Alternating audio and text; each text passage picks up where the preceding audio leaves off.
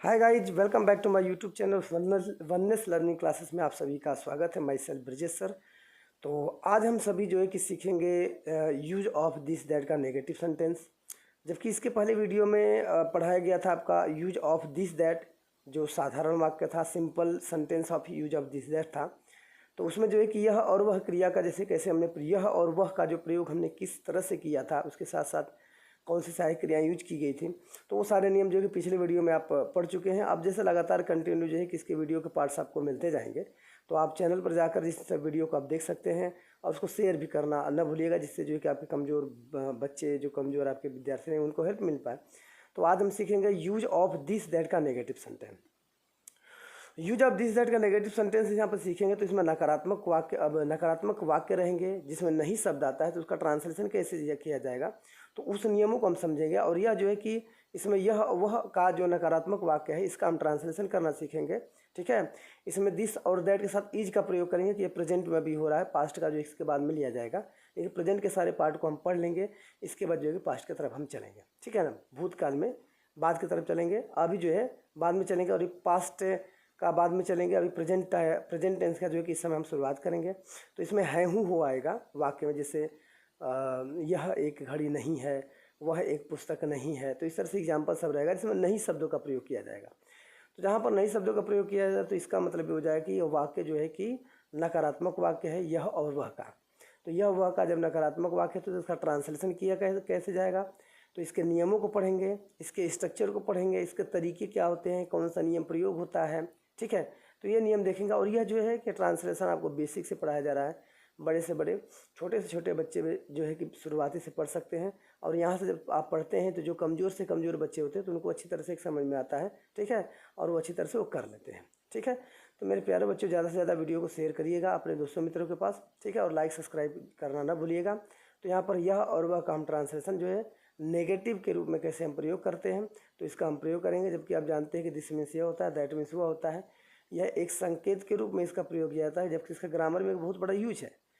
Grammar में इसका एक बहुत बड़ा प्रयोग है। लेकिन आपको जो है कि बेसिक से ट्रांसलेशन में कैसे कैसे हम ट्रांसलेशन करते हैं छोटे से छोटे जो है कि सेंटेंस का, तो उसमें जो है दिस और दैट कैसे प्रयोग हुआ है, उसके साथ हेल्पिंग वर्ब जो लग रही है तो कौन सा प्रयोग कर रहे हैं किस काल में, तो उसके बारे में अच्छी तरह सीखना और समझना है, जिससे जो है कि आपको जो है कि अच्छी तरह से ट्रांसलेशन करना आ जाए और आपको ग्रामर जो है और टेंस भी लगभग जो है कि अच्छी तरह से आ जाए, जिससे कि आप ट्रांसलेशन कर पाएँ।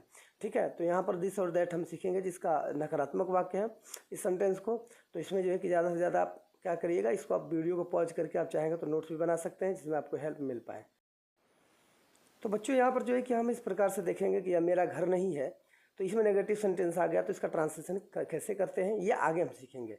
इस नियम का जैसे किस तरह से इसका स्ट्रक्चर बना हुआ है, इसमें नियम क्या है, इसको समझते चलेंगे और ट्रांसलेशन हम करते चलेंगे। ठीक है, तो आइए यहाँ पर फिर हम देखते हैं स्ट्रक्चर कैसे है। इसमें पहले स्ट्रक्चर में क्या सबसे पहले प्रयोग किया जाएगा, जैसे यहाँ पर दिस दैट है, फिर इसके बाद इज है, इज का प्रयोग करेंगे। इज के बाद जो है कि आपका नॉट यदि दिया है तो नॉट का प्रयोग करेंगे। फिर इसके बाद ए एन का प्रयोग जो कि ये भी बहुत इंपॉर्टेंट है, उसका भी बताया जाएगा आपको, ए एन का भी प्रयोग बताया जाएगा। तो ए एन हम रखते हैं। फिर इसके बाद पॉजेसिव प्रोनाउन जो रहता है, जो निजवाचक सर्वनाम है। इसके बाद ऑब्जेक्ट और कॉम्प्लीमेंट का हम ट्रांसलेशन करते हैं। ठीक है, तो ये स्ट्रक्चर है, आप इसको लिख लीजिएगा, जो आगे चल के आपको यह और वह का प्रयोग, जो सिंपल साधा जो सेंटेंस रहेगा नेगेटिव का, इसमें आपको प्रयोग किया करने में आसानी होगी और आप भूलेंगे नहीं। तो इसमें जो दिया है दिस दैट, ठीक है ना, इसके बाद इज है, प्लस इसके बाद नॉट है, फिर ए एन है, फिर इसके बाद पॉजेसिव प्रोनाउन है, फिर ऑब्जेक्ट है, फिर कॉम्प्लीमेंट है, इसका प्रयोग हम करते हैं। ये नियम आप अच्छी तरह से याद रखिएगा। ठीक है, पॉजेसिव प्रोनाउन जो है कि इसके पहले भी जो वीडियो में आपको बताएगा पॉजेसिव प्रोनाउन कौन कौन से हैं, उसका अर्थ क्या होता है, उसका शब्द कैसे यूज करते हैं, उसका वर्ड मीनिंग क्या होता है, तो वो चीज़ आपको पिछले वीडियो में दिया गया है, जो यूज ऑफ दिस का। ठीक है ना, जैसे आप यहाँ पर दिया है कि यह मेरा घर नहीं है, यह मेरा घर नहीं है, इसमें नहीं शब्द आ गया कि नहीं आ गया। तो सबसे पहले हम क्या करेंगे, नहीं को ध्यान देखेंगे, क्योंकि ये नेगेटिव सेंटेंस बता रहा था। तो इसमें क्या करेंगे, यह की अंग्रेजी हो जाएगा दिस।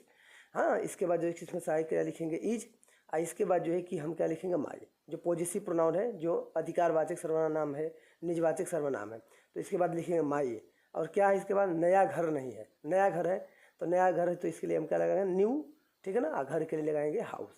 तो दिस इज, ठीक है ना, this is not my new house, यहाँ पर इसका ट्रांसलेशन करेंगे, this is not my new house. अब यहाँ पर नया जो सेंटेंस हम लेते हैं कि वह मेरे भाई का उपन्यास नहीं है।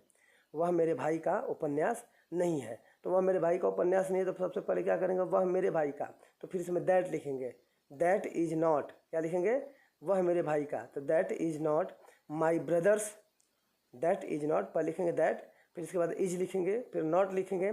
अब मेरा भाई है तो माई ब्रदर, ब्रदर है मेरे भाई का, तो ब्रदर से यहाँ पे एपोस्ट्रॉफी एस लगाएंगे। एपोस्ट्रॉफी एस का मतलब होता है काके की, ठीक है ना। That is not my brothers novel, novel मतलब उपन्यास होता है। तो इसमें जो है कि वर्ड मीनिंग का भी विशेष आप ध्यान दीजिएगा, नॉवेल मतलब उपन्यास होता है, इस तरह से इसका हो जाएगा दैट इज नॉट माई, ठीक है ना, ब्रदर्स नॉवेल।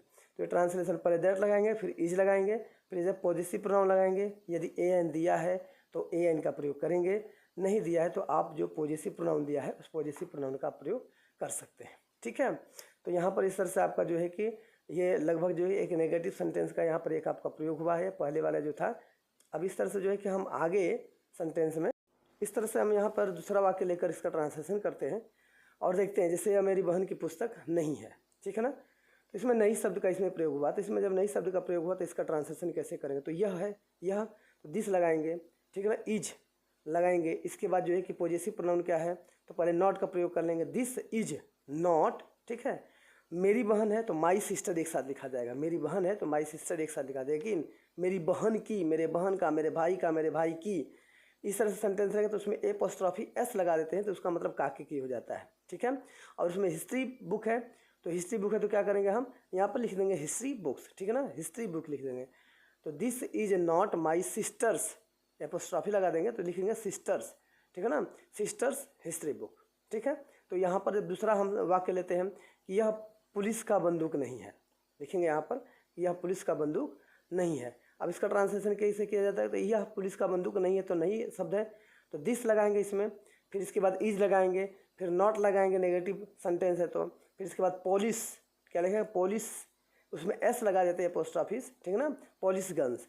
या तो इसका दूसरे तरह से ट्रांसलेशन करना है तो उसका ट्रांसलेशन होगा कि दिस, इसके बाद लगाएंगे इज, फिर इसके बाद नॉट लगाएंगे, गन ऑफ लिखेंगे, गन ऑफ मतलब काके की होता है, गन ऑफ पुलिस। तो इस तरह से आप ट्रांसलेशन इसका कर सकते हैं। तो यहाँ पर ट्रांसलेशन के जो है कि नियम बताए गए हैं, स्ट्रक्चर बताए गए हैं, तो आप अच्छी तरह से इसका ट्रांसलेशन कर लीजिएगा और इससे आने वाले सेंटेंस का ट्रांसलेशन हम आसानी से कर सकते हैं। तो इस तरह से नेगेटिव सेंटेंस का जो है कि हमारा चैप्टर, एक हमारा पार्ट्स जो है कि यहाँ पर ख़त्म होता है। इस तरह से जितने भी नेगेटिव सेंटेंसेस दिस दैट में आते हैं तो आप आसानी से कर सकते हैं।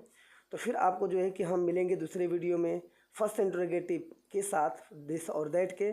तब तक के लिए जय हिंद, जय भारत, और आप अच्छी तरह से मेहनत करें, आगे बढ़ें, यही दुआ कामना के साथ फिर मिलते हैं।